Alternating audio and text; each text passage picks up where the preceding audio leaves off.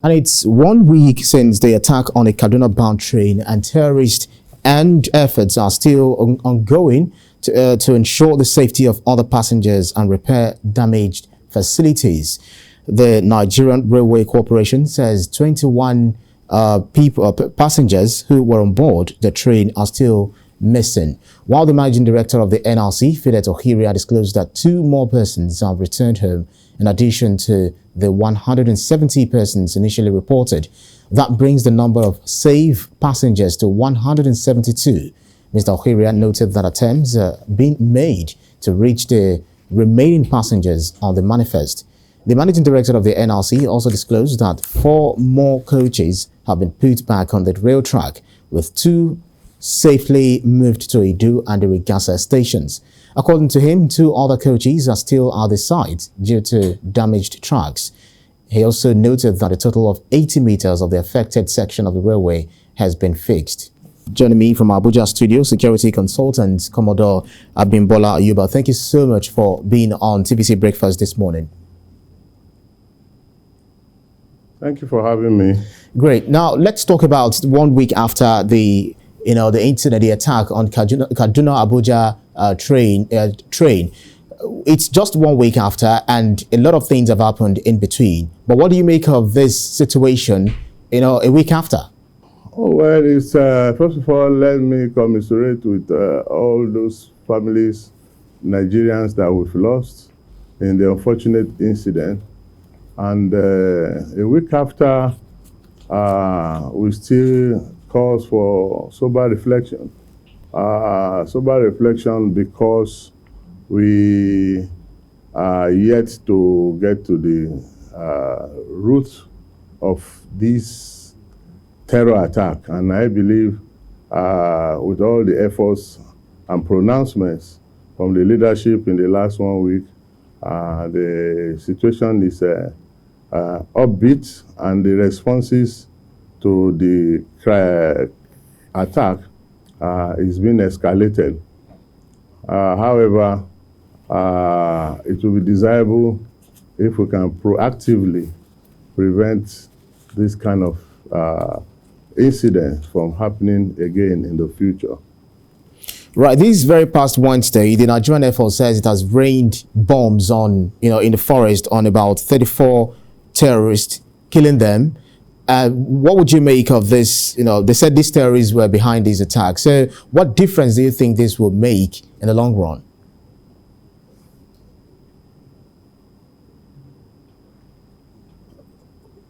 Well, can you repeat that again? I couldn't catch you. This past Wednesday, the Nigerian Air Force attack jet said it rained bombs on 34 terrorists, in the forest, particularly in the Kaduna and Niger states. So I'm just trying to know their reactiveness to the fighting of insecurity. What difference do you think this would make? Well, raining of bombs will not solve the problem as it is. We need to begin to look at how to decentralize our intelligence and security apparatus to also make sure that as low as the community level, we are able to gain the right level of intelligence, right, and respond to them as they come. These terrorists, from the pattern in which they operate, they come in droves, 100 on bike, 200 on bike. Where do these bikes come from? I'm sure they did not drop from outer space. Where do they get the logistics, the fuel, the oil to service these machines? Right. One bike takes 2 fighters with all armed to the teeth. How do they manage to traverse wide territories unchallenged?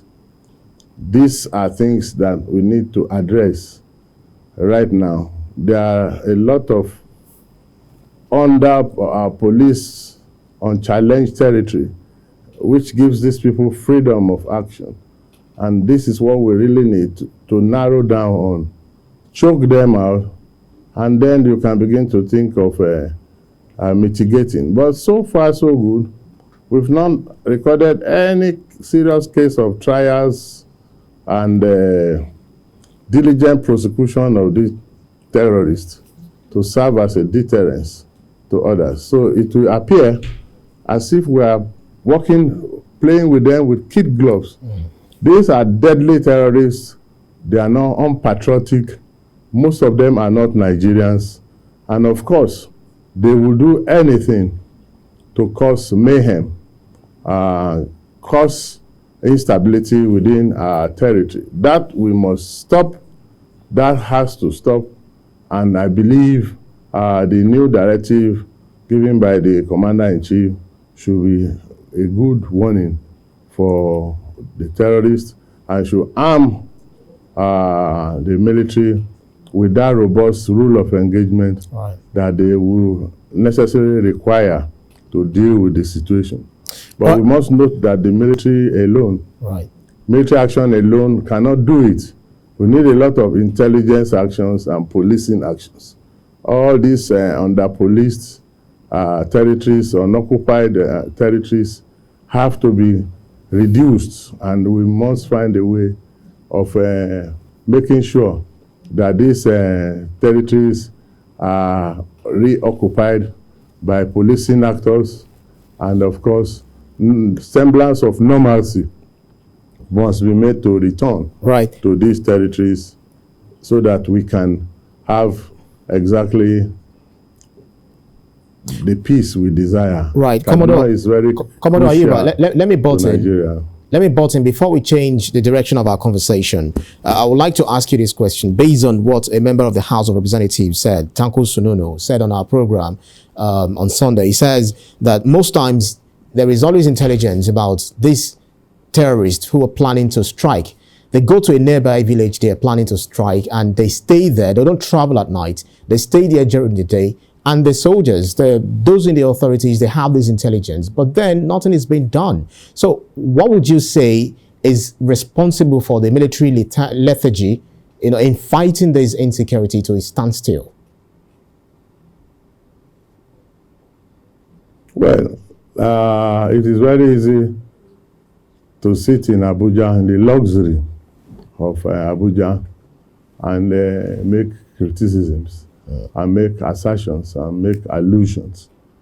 Military operations are conducted with a whole sense of planning, a whole sense of responsibility, because when you look at issues that create public outcry, is the issue of collateral damages and the issue of rules of engagement, and the issue of mistargeting and blue-on-blue fire.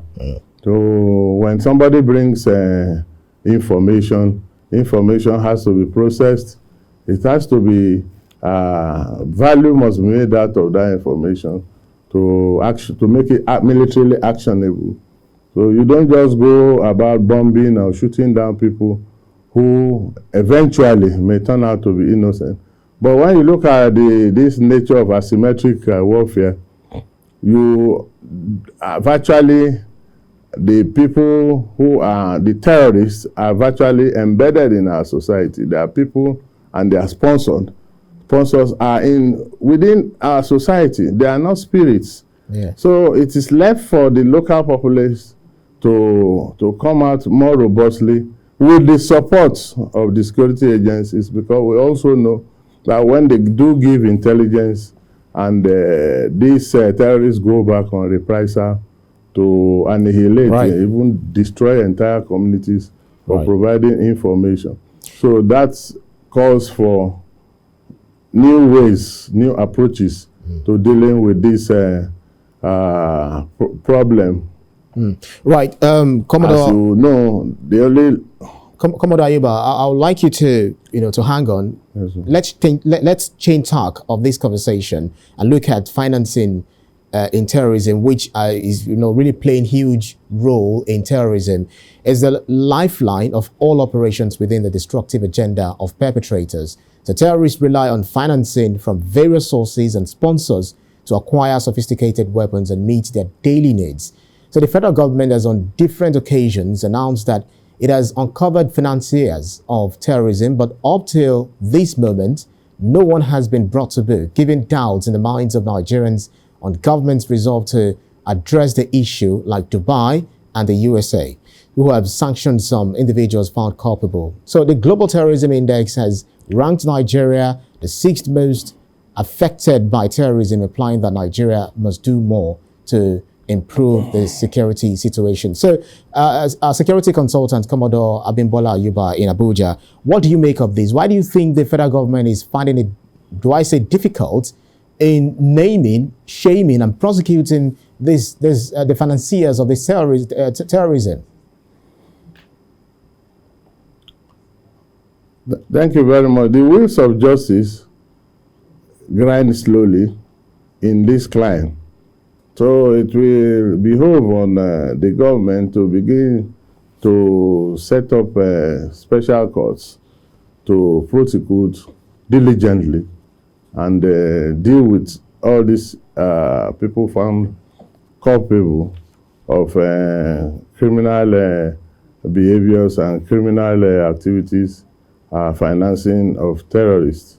It is difficult most of the time to get the right level of evidence to pin down these people. And when they get the evidence, you also will find out that there are issues relating to how to properly garner this evidence, marshal them, and get the right sentencing for these people. And so long as they have finances to run their everyday affair, from their charities, from sympathizers, from donors, and also from rogue states who want to pay terrorists for protection or to make them not to operate within their state. These are the people that must be found out and stopped, because terrorists want to be seen to be big. They want to grow in their numbers. They want to be able to influence people with their ideology, and so they need money to do that. They want to also secretly acquire their weapons, and most of the time they also engage in all sorts of criminality, which is one of the identifiers, one of the motivational root causes of terrorism. Absolutely. Looking at the global ecosystem, you know, we and the world almost having access to internet. So we used to talk about working from home, which is now being replaced by working from anywhere. So fighting, don't you think it would be a sort of daunting task, because things are not as traditional as they used to be? So what role do you think financial regulation agencies can do in ensuring that this is also brought to a standstill? Well, regulation in all its ramifications, the government is already taking steps by monitoring the bureau de changes and even taking most of them out of direct foreign exchange participation.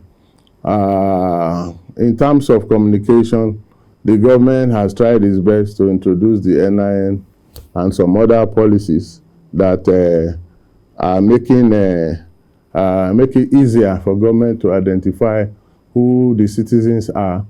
Beyond that, there's the issue of cyber intelligence, which we need to take more seriously, because it is easy to also monitor all the conversations online. And of course, these guys even go beyond using GSMs to using Turayas and other forms of communication system, HF, to operate, and which means that we need more robust communications and cyber intelligence equipment to deal with them. Now, I believe that the armed forces is doing its best within the circumstances, given the number of conflict areas that present itself in Nigeria. And of course, it will just not be ideal to be discussing the casualties that the military has taken, but also when you begin to look at from the perspective of the victims of this particular terror activities, that there's need for all of society action to deal with this issue. Not all of government alone, not military alone, not dynetics alone, but all of society action to deal with it. A lot of things have been in place. For instance, there are national policies on countering violent extremism, and of course the National Security Advisor's office is doing a lot also to ensure that we narrow down, if we cannot reduce to the barest minimum, we cannot eliminate the crisis. Right. So this is how things are so far by my own reckoning. Right. Let me bring to you what former Assistant Inspector General of Police, AIG Counter Fraud Center, Mr. Muazu Zubairu said. He said that in Adamawa State, for instance, Adamawa State alone, that there are over 120 exit points or exits with no presence of government or immigration agency. Does this mean that we are probably looking at a different direction that is quite ineffectual?